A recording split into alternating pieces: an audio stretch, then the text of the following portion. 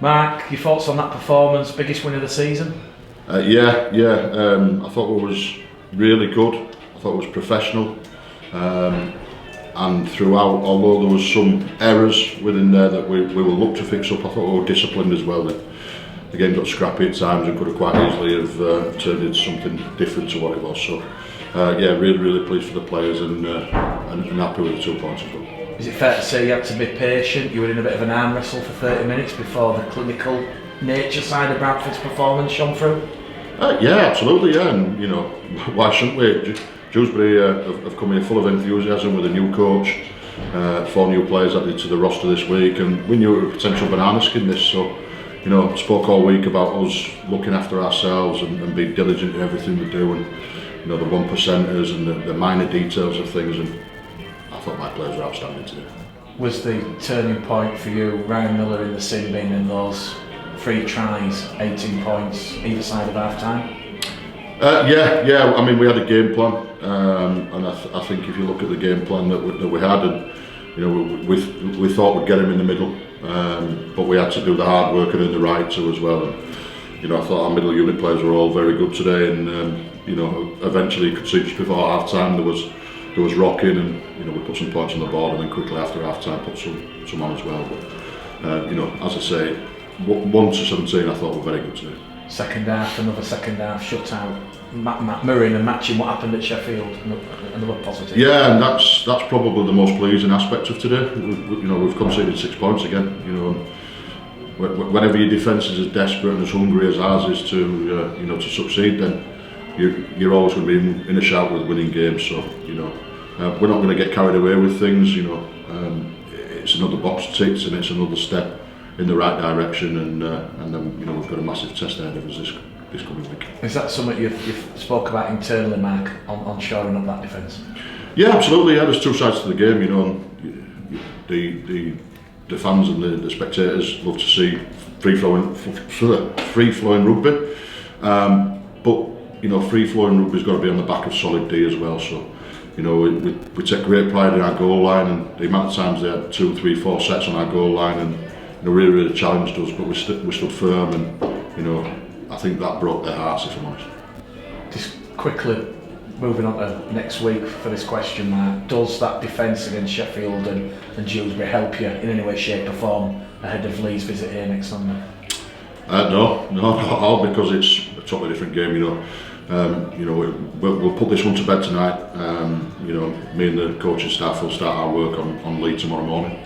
But I've just said to the players down there, enjoy your evening, you've earned it, and the work in earnest starts tomorrow afternoon. It's becoming a bit of a familiar pattern, losing a player early doors and then you're having to do a bit of a reshuffle. It was Matty Dawson-Jones after I think 7 minutes, Mark. The fact that you've had to deal with so many reshuffles, is it almost like second nature now, even though you'd rather not be dealing with those reshuffles? Yeah, we'd rather not, but let's be frank about it. That's what we have a bench for, and we cover every aspect we can within our bench. And, I thought Sammy Kabula did a good job when he came on today. Again, a couple of errors, but we'll forgive him his errors when he's coming up with tries like he finished off there. Reminded me of the Witness one, to be fair. So it's sad to lose Dorse. It's a bit of an hamstring problem. We don't know just how severe it is yet. But we'll assess him in due course and put our arms around him and get him back out there as soon as we can. Any other injury concerns from today? Other than bumps and bruises, no, we're all right. Sammy Alice came off with a bit of a limp, a bit of a dead calf. But again, when you're as tough as Sammy is and you put your body in the way like he does, you're going to come up with bumps and bruises. So I'm sure it's nothing to worry about, but we'll reassess in the injury clinic and then take it from there. Another change you made, Matt, was Sammy Kabula coming in for Ben Evans. Was that anything to do with the Barrow announcement? Or? No, absolutely not. I mean, I want to get that out there. It's absolutely not. Ben's been 100% professional. He's been 100% honest, and I've known about this for 10 days or so now. And what Ben told me when he told me he made his decision to go to Barrow was he would give this club 100% till the day leaves. The reason Ben didn't play today is he had a bit of a back spasm in training on Thursday. So lifting weights in the gym and his back went in a spasm. And although the physios worked on him and as it happens, he could have played today. You know, he missed the session on Thursday, and I had to make a decision with some advice from the physio. So it was filthy. He wasn't happy that he didn't play today, and but me and him had a chat yesterday, as I always do with the players that don't play. He understood the reasons why. By no means did he, you know, enjoy missing out today, but he understood. And you know, Ben's a great bloke and he's a great teammate as well. And he'll take that one on the chin. Rhys Evans and Dan Fleming featured for the reserves. A bit of a difficult second half, permitting. Are you happy with their performances, Mark? Yes. You know, Rhys took a knock on his shoulder, and again we'll have to assess that in the injury clinic this week. Dan Fleming mirrored what we did with Steve Crossley at Salford in the reserves there. You know, I think he went for about 76 minutes in total, and I've just seen him down there now and his body's in bits. You know, 12 weeks without playing and you're straight into 76 minutes, but there were a reason behind that. We knew that before he went out there, and yeah, he came through unscathed, which is the biggest plus. Just a final one from me, Mark. You've had your interview. How do you feel it went? And does a result like this, you know, perhaps put a gold star on it? I can't answer that, mate. You've got to ask other people about that. It's not about me. The results about the players. You know, the players scored the tries and kept Dewsbury out. Yes, I've had my interview, and you know, you'll have to ask the powers that be how it went. 4 wins in 5 looks good, though, doesn't it? Yeah. Why do you think it's against Featherstone? Yeah, I'd rather have it than the other way around. Yeah, you know, but it is what it is. I apologise if I'm sure you've already covered it. What's Dawson Jones's problem? Why do you come? It's a hamstring problem. Hamstring, is it a worrying one? Is it likely to be long term? We really don't know, Keith, at this moment in time. It went from cramp into something that he couldn't get rid of. So, you know, hopefully it's cramp, but worst case scenario, it could be some sort of strain.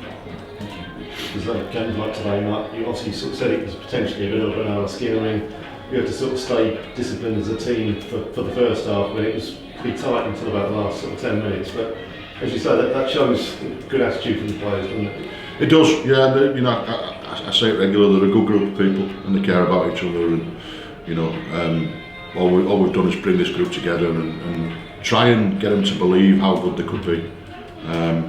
You know, and I've said it 2 or 3 times over the last month. So, you know, somebody's on the end of a good hiding sometime soon. I don't think that's, you know, just as a player, I think that's a 7 out of 10 performance from us. You know, so if somebody cops us on a 10 out of 10, you know, we're going to be a good team and they're going to do well to keep us at there. Do you think this team has got a 10 out of 10 in it at some point? I do, yeah, I do, yeah. And presumably, you know, results, this sort of momentum, these winning games, it keeps that confidence ticking along, doesn't it? It does, yeah. You know, winning becomes a habit, doesn't it? And you know, just like defending your goal line becomes a habit, and you know, everything that they're doing is a positive. You know, they're working really hard behind the scenes. The togetherness of the group is the best I've seen this season, and they actually genuinely care about each other and the staff, you know, and it's reciprocated throughout. So, yeah, I think there's more progression in us, but I'm happy with where the team are going. You say about the defending, I mean, you know, look at the Widnes game here, and the Sheffield game, these 3, I mean, that's sort of, that's the team spirit. I mean, as a coach, you must love to sort of see that. I do, yeah, and you know, I'm blessed that I see regular training, and you know, the fans and other people don't, but I believe in the group because of what I see them do at top, you know, and the way they conduct themselves and the way they go about things, and you know, they're a special group of people, and as I say, they care about each other immensely.